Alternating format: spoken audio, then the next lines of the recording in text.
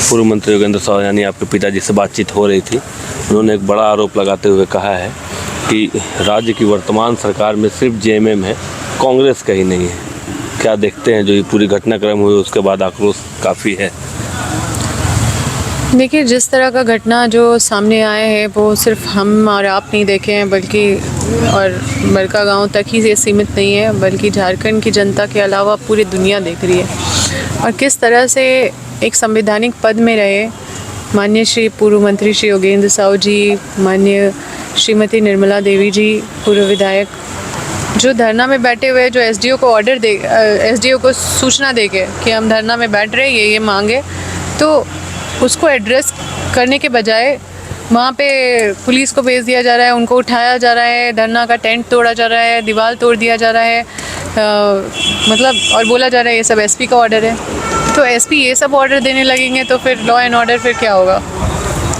तो ये सारा बहुत ही निंदनीय है। और इस तरह का जो कृत्य ये लोग संवैधानिक पद में रहते हुए लोगों के साथ करें, तो आप सोचिए आम लोगों के साथ क्या कर रहे होंगे। ऐसे ही नहीं, मेरे क्षेत्र की जनता ऐसे ही नहीं डरी हुई है।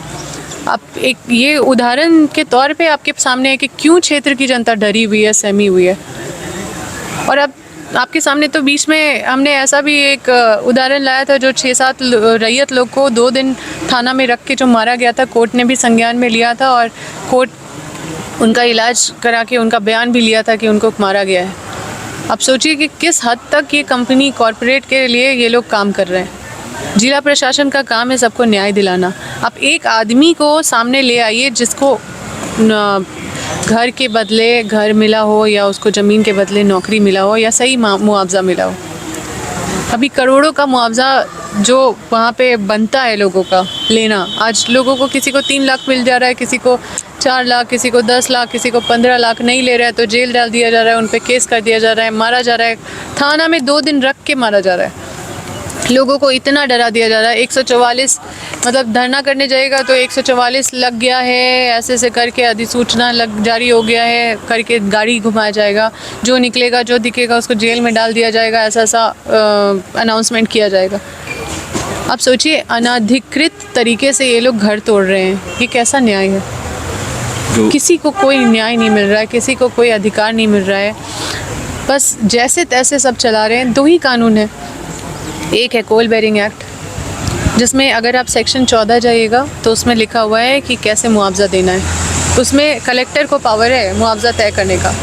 आप अगर दूसरा कानून का बात करिएगा, जो नया कानून है, जो RFCT LARR 2013 कानून है, उसमें सेक्शन 26 से 30 तक आप पढ़िएगा तो भी उसमें 26 से ही आप शुरू करिए तो उसमें कलेक्टर को पावर है मार्केट वैल्यू से, और लोगों के प्रति जो भी उचित मुआवजा तय करने का जो कलेक्टर को पावर है। तो सक्षम पदाधिकारी कलेक्टर है। लेकिन क्या एक भी प्रोजेक्ट में कलेक्टर ने अपना ये फ़र्ज़ निभाया? कहीं पे भी कलेक्टर ने मुआवजा तय किया है कि ये मुआवजा होना चाहिए? कलेक्टर के द्वारा कुछ नहीं, सारा जैसे तैसे जो भी हो रहा है। जो वहाँ पे वीडियो दिखा, आपकी माता जी हैं, आपके पिताजी हैं, एक बाउंड्री है, वहाँ से ट्रांसपोर्टिंग होती है। अब वो बाउंड्री बताया जा रहा है कि वो तत्काल में बाउंड्री दी गई है और वहाँ पे विरोध प्रदर्शन किया जा रहा है, फिर उस बाउंड्री को तोड़ा जाता है। काफ़ी अमानवीय ढंग से ही कहा जाए, पुलिस पूर्व मंत्री के साथ पेश आती है, पूर्व विधायक के साथ पेश आती है, निर्मला देवी के साथ पेश आती है। तो राज्य में तो सरकार आप लोगों की है, उसके बाद भी कांग्रेस कहीं आपके पीछे वहाँ पे खड़ी नहीं दिखाई दे रही है। देखिए, हम तो आपके माध्यम से सबका आँख खोलने का काम कर रहे हैं। ये लड़ाई हमारा आज का लड़ाई नहीं है, ये वर्षों से उचित मुआवजा का संघर्ष जो चल रहा है वो वर्षों से चल रहा है। 2016 में तो आपको याद है कैसे बीजेपी की सरकार में कैसे गोली चला के 4 किसानों को मार के कैसे पूरा आंदोलन को पूरा ख़त्म करके लोगों को मार पीट करके पूरा आंदोलन को ख़त्म किया गया, जिस समय लोग अपना मुआवजा का लड़ाई लड़ रहे थे, अपना अधिकार का लड़ाई लड़ रहे थे, और आज तक लोगों को न्याय नहीं मिल पाया है। ये दुर्भाग्य है। और ये ऐसा सब्जेक्ट है जिसमें सभी लोगों को आना चाहिए। इस पर चर्चा होता है, पार्टी में कई तरह का बात होता है, इसको गंभीरता भी दिया जाता है, लेकिन फील्ड में जब हम लोग लड़ रहे हैं तो हम लोग को बहुत सारा संघर्ष करना पड़ रहा है। और हम लोग को जो पदाधिकारी जिनका सहयोग मिलना चाहिए इस लड़ाई को लड़ के अंजाम तक पहुंचाने का, जिससे हम लोग को अपेक्षा है, उम्मीद है, वो लोग उल्टा कॉरपोरेट के साथ मिले हुए दिख रहे हैं। और पूरा क्षेत्र में एक मतलब जो अन्याय है ना वो पूरा एकदम चरम पे पहुंच गया है। चारों तरफ आप देखिएगा पूरा एकदम बहुत ही मतलब लोगों का निराशाजनक पूरा हो गया है। लोग पूरा एकदम अंदर सबका ज्वालामुखी बैठा हुआ है। लेकिन हम लोग इस लड़ाई को लड़ रहे हैं। जब आदमी सब जगह से हार जाता है ना तो अपना फिर कोर्ट का दरवाज़ा खटखटाता है। और हम लोग कोर्ट भी गए हैं। कोर्ट में अगर हम लोग गलत होते तो जाते नहीं, हमारी हिम्मत नहीं होती। लेकिन जब कोर्ट गए तो हमें ये स्टेट से जब जवाब मांगा गया तो स्टेट एक ऐसा जवाब देता है जिसको तुरंत विड्रॉ कर लेता है और बोलता है कि हम गलत जवाब दे दिए। फिर वही सवाल है, स्टेट में फिर आपकी सरकार है, स्टेट क्यों ऐसा कर रही है? सरकार जो कर रही है हम तो बात बोलेंगे ही, क्योंकि हमारी जवाबदेही हमारी जनता के प्रति है। हम कभी भी ये नहीं देखे कि हमारी सरकार है तो हमें चापलूसी करने का कोई ज़रूरत नहीं है। और ये सरकार तो बोल कर भी आई थी कि हमारा ही फ़र्ज़ है कि हम सरकार का आँख खोले, हमारा ही फ़र्ज़ है कि हम सरकार का ध्यान खींचे, हमारा ही फ़र्ज़ है कि हम सरकार से वो काम करवाएं। हमारी जनता सबसे पहले है, सरकार बाद में है। हमारी जनता का हमारा जवाबदेही जनता के प्रति है। मरते दम तक हमारा जो संघर्ष है, हमारा जो हम राजनीति में जब जन्म लिए तो समझिए संघर्ष के उपज के रूप में हम जन्म लिए। हम अपना पूरा करियर, अपना सपना छोड़ के हम ऐसे परिस्थिति में आ गए थे। 4 साल हमें पता ही नहीं था कि क्या होगा हमारा। पिताजी के जेल जाने के बाद वो जेल गए, दुमका जेल में डाल दिया गया पापा को, मम्मी को रामगढ़ जेल में, भाई को हज़ारीबाग जेल में। आप समझ नहीं सकते कि सालों हम कितना चक्कर काटते गए अपना पढ़ाई छोड़ के, जहाँ पे मेरा एकदम पीक में था मेरा करियर। लेकिन परिस्थिति मेरे को ऐसे मोड़ पे ले आया जहाँ पे बहुत बड़ी चुनौती थी और उस चुनौती को हमने स्वीकार किया। और ये लड़ाई जो विस्थापन की है ये हम छोड़ नहीं सकते, क्योंकि इसके लिए हमारा पूरा परिवार बहुत संघर्ष किया, बहुत यातना झेले हैं, बहुत राज्य बदल हुए, सब कुछ हुआ, सब नतीजा सब कुछ हुआ। तो हम इसको छोड़ नहीं सकते, मरते दम तक इसको हम लोग लड़ेंगे। और जब तक न्याय नहीं मिल जाएगा हमारे क्षेत्र में विस्थापितों को, जब तक न्याय नहीं पहुंचाएंगे तब तक हम लोग चैन से बैठने वाले नहीं हैं। और इस तरह का कृत्य बहुत ही निंदनीय है। हम लोग बहुत मतलब सोचे थे कि प्रशासन अपना जवाबदेही समझ के लोगों के लिए न्याय करेगा, जो न्याय करना चाहिए।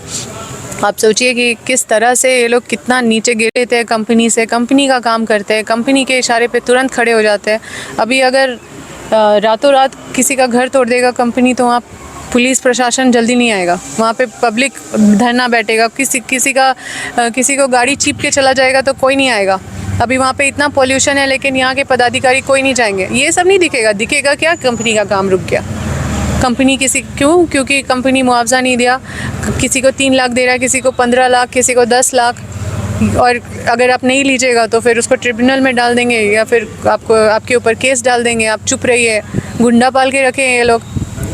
और इतना सारा संघर्ष है, हम अकेले इस लड़ाई को लड़ रहे हैं। आज हमारे साथ इस विस्थापन का लड़ाई लड़ने के लिए हमारे साथ कोई नहीं है, लेकिन इस लड़ाई को फिर भी बहुत मजबूती से हम लोग लड़ रहे हैं। और हम लोग को पूरा विश्वास है, न्यायालय में अपने ऊपर विश्वास है। बहुत मजबूती से देखिए मेरा पूरा परिवार लड़ रहा है इस लड़ाई को। और हमें पूरा विश्वास है कि हम लोग बहुत जल्द लोगों को न्याय दिला के रहेंगे। जो ज़मीन 1 करोड़ों का ज़मीन है, जो मुआवजा करोड़ों का मिलना चाहिए, वो मुआवजा लोगों को नहीं दे के 3 लाख, 5 लाख, 10 लाख ऐसे दे के एक भी रिहैबिलिटेशन नहीं, एक भी विस्थापन नहीं, किसी को घर के बदले घर नहीं। एक भी आदमी आप खड़ा कर दीजिए जिसको ज़मीन के बदले नौकरी मिला है। एक अभी पेशा कानून आया है, इसका प्रचार तो सरकार खूब ज़ोर शोर से कर रही है। आपने विस्थापन की बात की, सरकार ने विस्थापन आयोग का भी गठन किया था। बड़कागांव विस्थापन का दंश झेल रहा है, लेकिन ये विस्थापन आयोग बड़कागांव में कहीं नहीं दिखता है। फिर से वही कहेंगे सरकार में आप हैं, फिर सरकार क्या कर रही है? हम यही कह रहे हैं ना कि सरकार में हम हैं, ठीक है, हमारी पार्टी है और हम सरकार के खिलाफ नहीं है, सरकार हमारी जनता के खिलाफ है। और हमारी दायित्व जो है वो जनता के प्रति है। हमारा काम है सरकार का आँख खोलना, सरकार को हमेशा नॉक करते रहना, सरकार को हमेशा बताते रहना कि क्या हो रहा है, यहाँ की स्थिति क्या है, और उनके लिए लड़ते रहना। हमारा प्राथमिकता पहले जनता है, बाद में पार्टी सरकार। लेकिन सुन नहीं रही है सरकार। तो सरकार को सुनना होगा, हम लोग मजबूर करेंगे सुनने के लिए। हमारी सरकार है, हम चाहेंगे कि सरकार आँख खोले, ध्यान उनकी का यहाँ पे केंद्रित हो, यहाँ पे न्याय करे।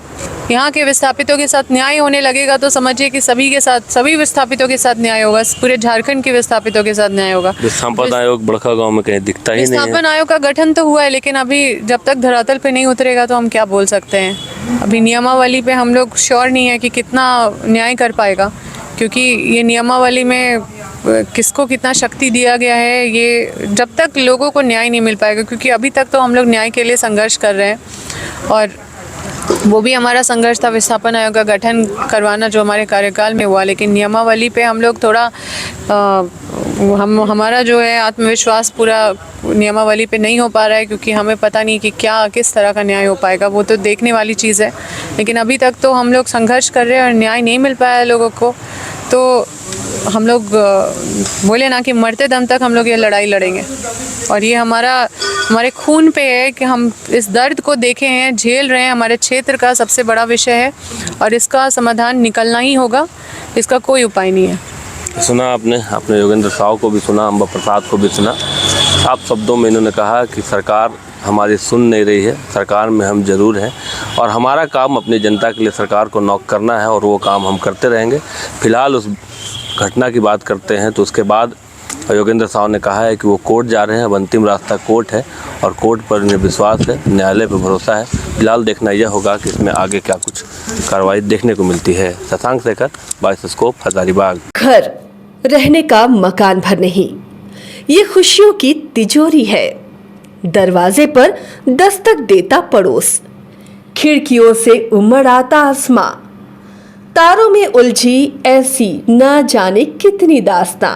कहती हैं चले डायमंड सिटी, एक सफर हम सफर के साथ अपने घर तक। Diamond city, life long bonding, 500 से ज्यादा खुशहाल डायमंड परिवार। जल्दी करें, सिर्फ 200 फ्लैट बाकी। आज ही बुक करें अपना आशियाना।